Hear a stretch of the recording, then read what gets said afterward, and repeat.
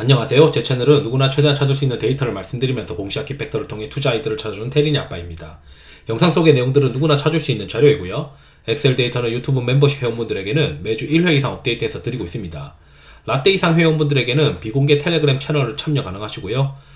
참여 가능한 채널 주소는 커뮤니티 비공개 회원용 게시글로 확인 가능합니다. 그리고 영상 보시고 구독, 좋아요, 알람 설정도 부탁드리겠습니다. 지금 이제 뭐 시장이 아사리판이죠. 아사리판이다 보니까 이제 궁금한 거예요. 시장에서 이 아사리판에서도 기관들은 어디로 매수를 하고 있을까? 외국인들은 어떤 컨셉들에 계속 매수를 할 수 있을까? 이런 매수하고 있는 컨셉들을 우리가 살펴보고, 그리고 제가 봤을 땐 시장은 지금부터는 이 그동안 매수하고 있는 컨셉들도 중요하지만 새로운 어떤 턴어라운드 주식들을 계속 발굴해야 되는 시기가 오고 있는 것 같다. 그 얘기를 말씀드리고 싶습니다. 이거는 디스클레이머고요. 자, 이 특정 업종 강도 지수라는 게 있어요. 이게 올라가면 시장이 안 좋아집니다. 이거 계속 저희 채널에서는 얘기를 해드리고 있는데, 이게 바닥권에 있을 때, 이런 구간에서 있을 때는 이렇게 이제 마이너스 0.3으로 가는 건 잘 없어요. 보통 0.1 정도에서 0.2 정도에서 반등을 하거든요.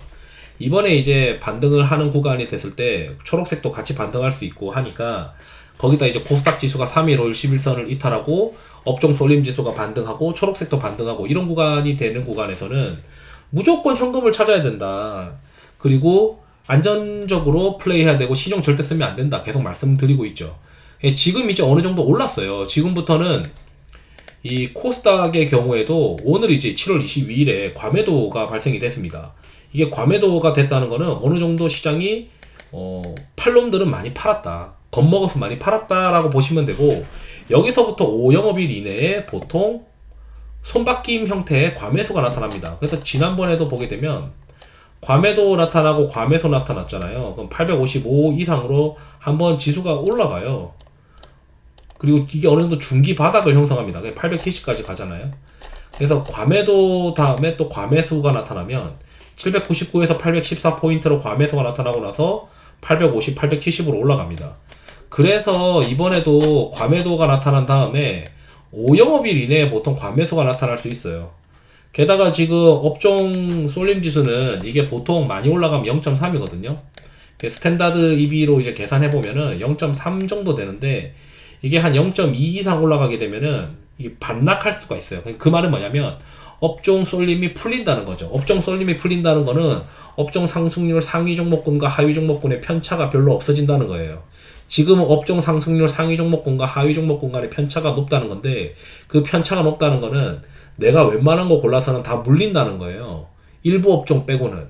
그래서 지금 현재는 이게 반락해야 시장이 쉬워지는데, 이전처럼 이렇게 올라갔다 쭉 내려가는 국면이 발생하게 되면 시장이 편해요. 매매하기가. 순환매가 막 생기면서 가만히 있으면 내거 올라갑니다. 그 장이 한 번 올 거예요. 그 장이 한 번 올 거를 한 이달 말이나 이렇게 기다리고 있는데, 이게 한번 위에서 꺾이는 모습을 일단 봐야 되는 것도 있고, 두 번째는 코스닥 지수가 3일 이평선을 회복해야 돼요.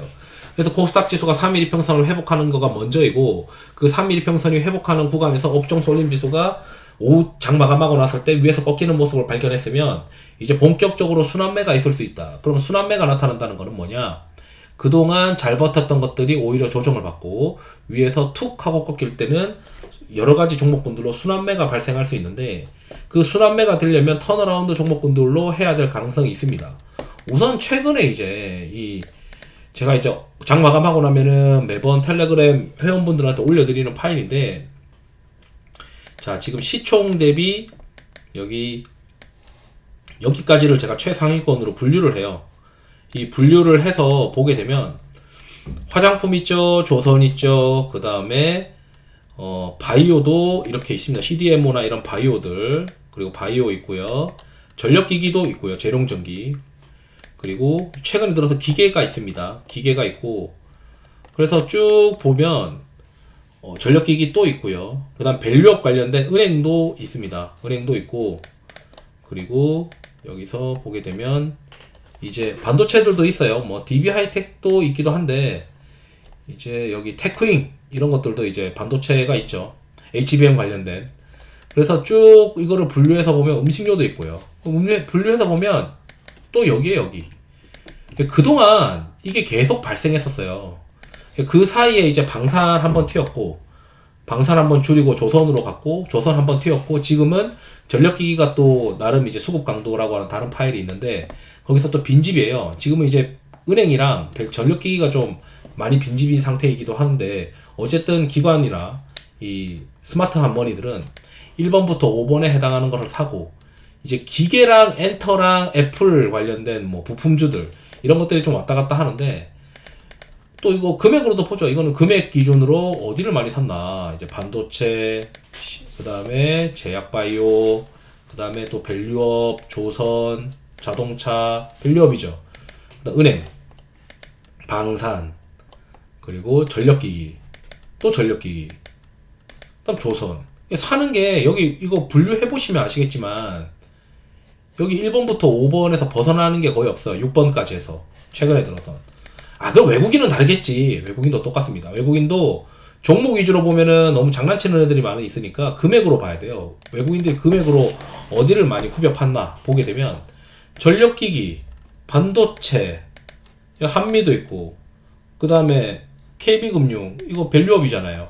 한국조선해양, 조선이잖아요. 원전 있고, 바이오 있고, 그 다음 또 반도체 있고, 이스페타시스도 실적이랑 최근에 증설 더 해야 된다, 뭐 이런 이슈도 있고. 그러니까 또 밸류업이에요. 전력기기. 이 기계에 좀 있죠. 그래서 이런 쪽으로 계속 컨셉으로 상위권에서 추려서 보게 되면 시장은 계속 이쪽으로 흘러간다. 여기서 흘러가는데 이 안에서 먼저 최근에 좀 조정받았던 것이 뭘까? 그게 또 이제 미국 시장이 어떤 것들이 오를까? 그런 것들을 또 교집합해서 보게 되면 아마 반등할 때는 반도체랑 전력기기가 있을 수 있을 것 같기도 하고, 뭐 화장품도 가능성 있어 보이기도 하고, 어쨌든 바이오도 좀 가능성 있어 보이긴 합니다. 어쨌든 지금 우리가 봤을 때는 이 계속 시장의 스마트한 머니들은 1번부터 5번, 6번까지 해서 꾸준히 매수가 이쪽으로는 발생되고 있다. 그 말은 매도 압력이 좀 낮아지게 되면 이쪽으로는 한번 종목군들이 튀어갈 가능성이 높아 보입니다. 그래서 이제 지금 과매도니까 매도 압력이 극에 달하고 있다.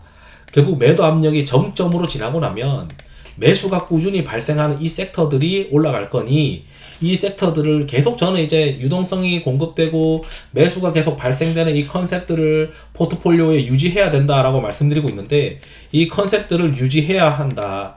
다만 우리가 어느 정도 전망을 하게 되면 여기에 없는 것들이 생길 수가 있어요. 왜냐면 이게 위에서 밑으로 꺾이는 반락을 하게 될 때는 업종 쏠림 상위권과 하위권의 편차가 없다고 했잖아요. 그래서 턴어라운드 개념으로 새로운 종목군들이 올라갈 수가 있어요. 그럼 그 이제 시장 분위기를 봐야 되는데, 이 파일 말고 이제 다르게 이제 제가 수출 데이터들을 쭉 정리해서 올리는 게 있습니다.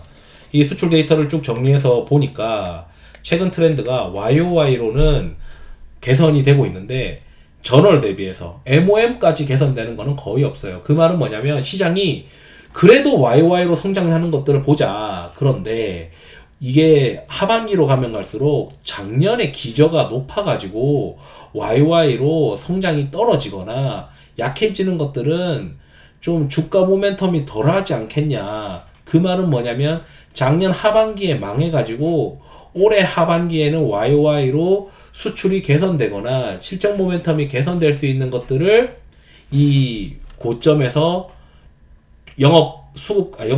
특정 업종으로 쏠림 지수가 올라갔다가 내려올 때 턴어라운드 주식들이 발생하지 않겠냐, 턴어라운드 주식들이 시장에서 관심 가지지 않겠나, 이런 생각을 하고 있습니다. 그래서 턴어라운드 주식들에 대한 컨셉들을 잘 한번 살펴보시면 되는데, 가장 중요한 거는 막연하게 하반기에 좋아진다 이러면 안 되고 정말 좋아져야 돼요. 정말 가시성이 높아야 돼요.